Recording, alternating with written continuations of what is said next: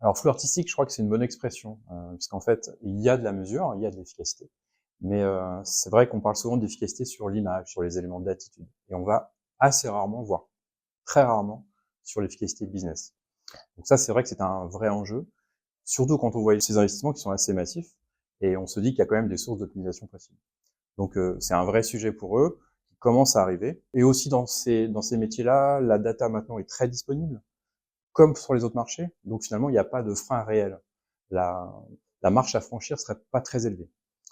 Donc les recos, c'est peut-être se focaliser sur des enjeux, des segments forts, commencer par là, et puis surtout introduire bien systématiquement tous les éléments spécifiques. Ce sont des méthodes qui marchent sur tous les marchés.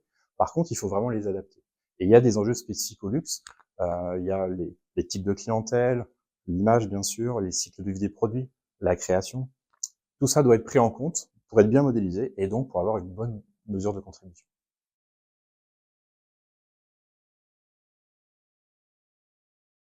Donc effectivement, toutes ces méthodes, elles sont regroupées dans ce qu'on appelle le MMM, Marketing Mix Modeling, puisqu'on se concentrait sur les leviers de communication.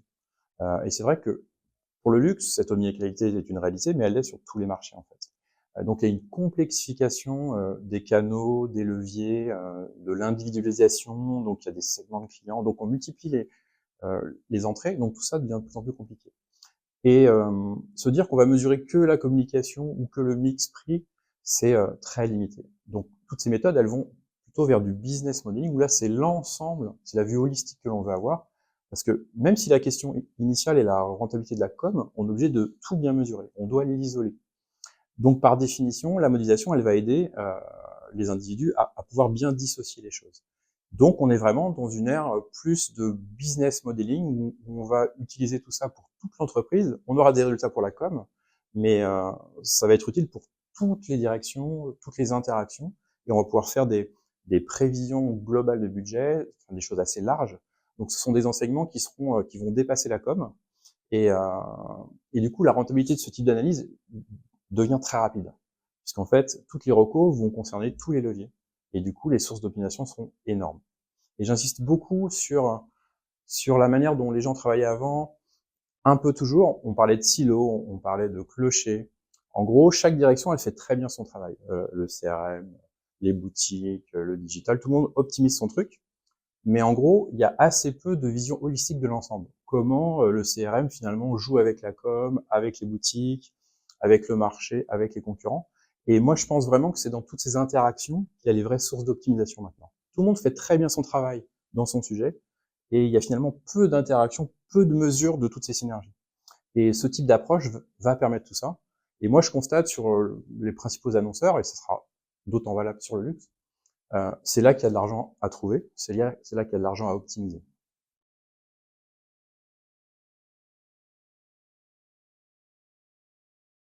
Alors du coup, c'est vrai que sur le luxe, comme on l'a dit en introduction, on parlait de flou artistique, donc il y a peu de mesures de contribution d'efficacité. Donc on a peu d'expérience pure en fait en luxe, mais on a des sujets assez proxy, où les enjeux sont un peu les mêmes en fait. Les spécificités du luxe sont exactement les mêmes. Donc je citerai deux, trois exemples sans citer les marques, mais plutôt les secteurs. Donc je vais peut-être parler un peu des parfums ou des compagnies aériennes. Parce qu'effectivement là, il y a des enjeux de clientèle un petit peu haut de gamme, il y a des enjeux de valeur assez fortes, il y a des sujets d'égérie, des sujets de création. Donc même si on n'est pas sur un luxe pur, même si certaines premières classes peuvent coûter dans les 10 000 euros, euh, mais c'est exactement les mêmes enjeux, donc je pense que l'intérêt est le même. Euh, Par exemple, pour les compagnies aériennes, il y a souvent des communications centrales, des créations centrales qui sont diffusées dans le monde entier. Et on peut avoir des enjeux de est-ce qu'il ne faut pas adapter cette création, est-ce qu'il ne faut pas ajouter des systèmes de communication pour que ça fonctionne parfaitement dans tous les pays. Et ça, on l'avait vu, notamment avec l'Asie, qui avait des codes un petit peu différents, et on a prouvé la rentabilité d'un investissement très local, très spécifique, avec des créations qui, bien sûr, reprennent les codes de la communication centrale, mais qui l'adaptent complètement. Et ça avait changé la manière d'arbitrer les budgets. Ça permet à certains pays de reprendre un peu la main sur certains éléments du marketing. Et ça aussi, finalement, à travers ces plateformes d'échange chiffrées, puisqu'on mesure les choses, il y a des meilleures communications, des meilleures interactions entre les différentes équipes. les centrales, les locales, et même la manière de travailler le marketing. C'est une diffusion du savoir entre le central et tous les pays. Pour les parfums, là, je citerai plutôt le sujet des égéries ou le sujet des clients internationaux. Le parfum en France est acheté beaucoup par les touristes. Donc, il y a des sujets de la pub, il faut peut-être la faire dans le pays avant que le touriste arrive pour qu'il achète en France. Donc, on a redéployé comme ça les budgets en prouvant que, par exemple, de l'investissement fait en Italie allait générer du business en France. Donc ça, évidemment, les professionnels sur ce marché-là le savaient, mais ne pouvaient pas le quantifier. Donc, on a rationalisé toutes ces analyses pour optimiser les investissements. Donc, il y a une redistribution des budgets. Quant au sujet des égéries, qui doit être assez fort en luxe, là, on peut isoler la contribution de l'égérie de la contribution du plan média. Donc, on peut vérifier la bonne adéquation et le fait que, certes, on a une bonne notoriété avec une égérie, mais est-ce qu'on va transformer des ventes?